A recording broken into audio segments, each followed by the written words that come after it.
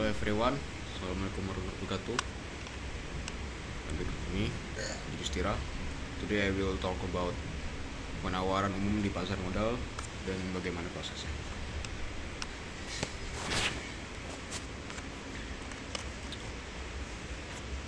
Penawaran umum di pasar modal dapat dipelajari sebagai mekanisme utama perusahaan untuk memperoleh sumber dana dan rancang dari masyarakat yang luas secara terbuka dan terstruktur. Melalui proses ini, perusahaan itu nggak cuma hanya berfokus pada pengumpulan dana, tapi juga meningkatkan upaya kepercayaan dan kredibilitas serta citra perusahaan di mata publik dan investor. Tahap awal penawaran umum itu ngajarin pentingnya kesiapan internal perusahaan dulu. Karena perusahaan itu harus pastiin kondisi itu harus bagus, fit, medical check up lah gampangnya.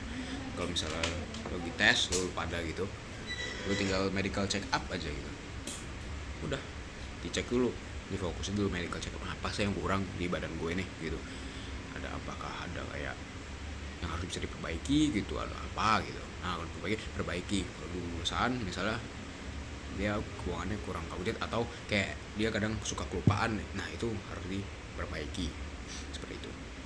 Ya contohnya tadi laporan keuangan paling gampang dan struktur organisasi supaya itu lebih jelas dan lebih terstruktur sama tidak menghabiskan keuangan perusahaan tersebut. Nah selanjutnya proses penyusunan prospektus memberikan pelajaran mengenai keterbukaan informasi. Prospektus itu berisi gambaran lengkap tentang kondisi perusahaan, risiko usaha, penggunaan dana hasil, penawaran, serta prospek bisnis ke depan. Ya kalau misalnya gampang itu kayak buku-buku ini loh, buku pengenalan IPO Superbank atau apa gitu, perusahaan IPO gitu. Misalnya contoh Superbank itu biasanya itu namanya prospektus.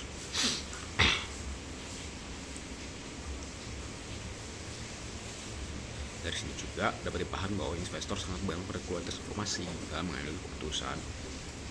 Nah, penawaran umum juga memperlihatkan peran penting regulator dan lembaga penunjang pasar modal, otoritas pasar modal, bursa efek, penjamin emisi, serta profesi penunjang bekerja sama untuk memastikan proses berjalan sesuai aturan dan melindungi kepentingan investor. Hal ini menegaskan bahwa pasar modal memiliki sistem pengawasan yang ketat dan berlapis. Dalam penentuan harga efek, penentuan umum mengajarkan bagaimana kita menilai perusahaan, mengkomunikasikan dengan mekanisme penelitian pasar. Proses valuasi dan book building menunjukkan bahwa harga tidak secara pihak, mana kan dilihat secara keseluruhan, apa aja ya, kinerja perusahaan, kondisi ekonomi, minat investor, dan berapa lembar sahamnya dia, dan berapa lembar saham yang dia akan bagikan kepada publik. Ini mencerminkan prinsip efisiensi dalam pembentukan harga. Selain itu juga proses penawaran umum itu membantu memahami perbedaan antara pasar primer dan pasar sekunder.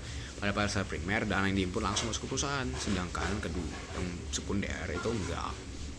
Ini masih kayak antar investor menciptakan likuiditas dan harga lanjutan sebagai saling melengkapi dalam si pasar modal.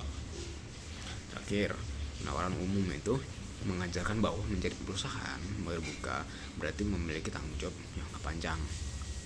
Setelah tercatat usaha, perusahaan wajib menyampaikan laporan keuangan secara berkala, pasti dan harus konsisten, itu nggak boleh. Kalau nggak, itu ya dia bakal dikeluarin DBI dan delisting. Dan dia harus mematuhi terbukaan ekonomi ya. Nggak boleh tuh dia nutupin laporan keuangan yang harus dibuka, harus bisa gampang diakses sama orang-orang atau publik. Ya ini bikin trust investor dan yang lain ya itu makin tahu dan makin meningkatkan trust mereka. Oke, thank you.